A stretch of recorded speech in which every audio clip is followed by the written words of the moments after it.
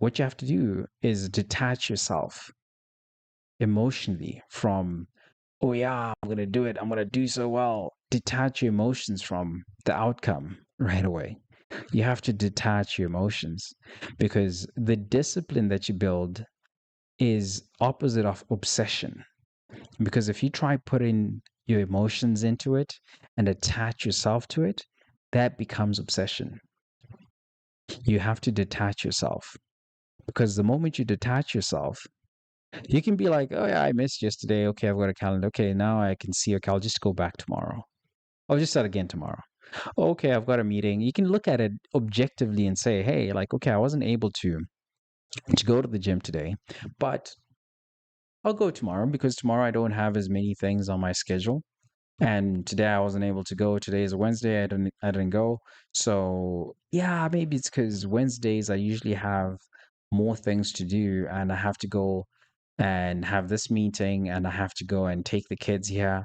I have to do X, Y, Z. There's more things that you have to do on that day. So you can honestly just tell yourself, like, okay, this day it's not going to work. I'm just not going to do it. So it's not because you're a failure. It's not because you don't have discipline. It's just that you haven't built structure, you haven't built a plan, and you're still attached to the outcome. You want yourself to just get it and be the best. You want to skip steps, you want to go ahead of yourself. But that process is important for you to fail because you're going to realize a lot of things. You're going to learn. You're going to learn something about either your calendar, your schedule, about your commitments, but you're going to learn something. And now you can adjust. Now you can adjust. So, with the practical application again, so remove comparison driven content from your daily input, like we talked about it, like stillness. And you want to stop chasing perfection, focus on consistency. This is what we're talking about, right? So, building weekly training structure, like we're going through this, right? This is what I was going ahead of the slides, but this is what we're talking about.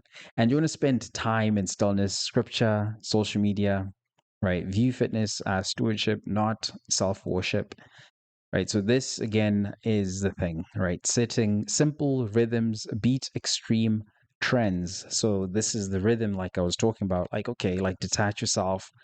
You fail to go one day, you come back. So, that is building the rhythm. So, this is exactly what I was talking about.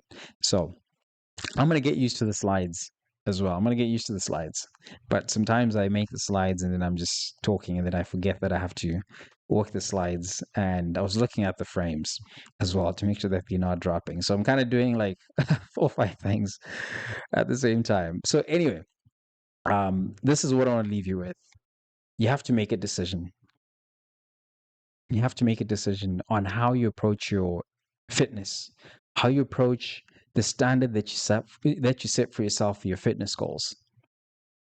Are you going to chase vanity and continue being a fed AI edited highlight reel type of content that influences you to become like the performance enhanced influencer that's lying to you and that's promoting the same lies and promoting performance enhancing drugs to you? Are you going to fall for it?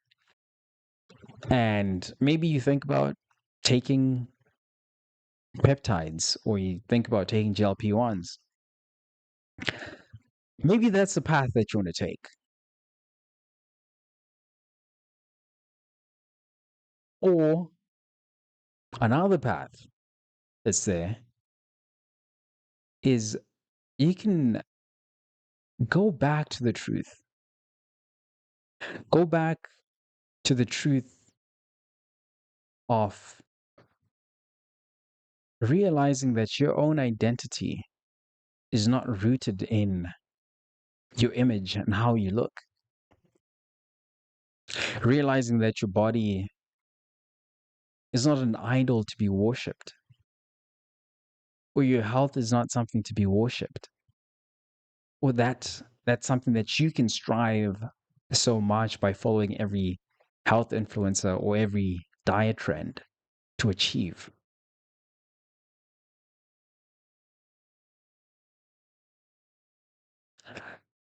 And realizing that your own body for you to live a life where you're blessed without stress, without having to hold that baggage of living up to the worldly standards and realizing that even if your pictures don't get any likes, or even if you don't post on social media, or even if you're not on social media, that you are worth something, that you're still worth something because your true identity is anchored in Jesus Christ.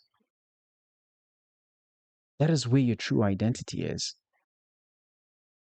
And that your job, your goal as a Christian, as a believer, or as anyone, in fact, is to take care of your body, like respect your body, understand that it matters. But your goal is to honor what you put inside your body, eating healthy, moving, diet and exercise, sleeping, getting enough recovery, rest, and just being consistent, repeating that same pattern, that rhythm, repeating that. And even if you miss 1 day or 2 days, it doesn't affect you. Even if one vein is not showing, it doesn't affect you. Even if your abs are not showing, even if you're not the leanest person, even if you're not as lean as you were last year, it doesn't affect you. Even if you're not as lean as you were when you were 16, 17, or in your 20s, it doesn't affect you because you realize that your body changes as you get older. Maybe you're starting a family, you've had kids, you need that extra weight. Maybe you don't need to be as lean. You need that extra fat. Maybe you're much older and your diet has to change. Your movement patterns have to change. You don't have to go to the gym and lift as heavy weights.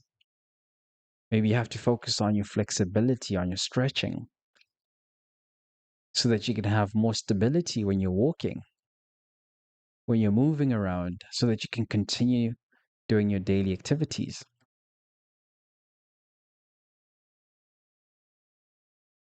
And the thing that maybe you have to focus on is not getting on prescription medications. So the goals change. Like you don't have to hold the standards that are promoted on social media, but it's recognizing what phase of life that you're in, you personally, and customizing that plan and that strategy to your life because the outside world doesn't even matter. The outside world doesn't even matter at all. It's good to get tips, health advice.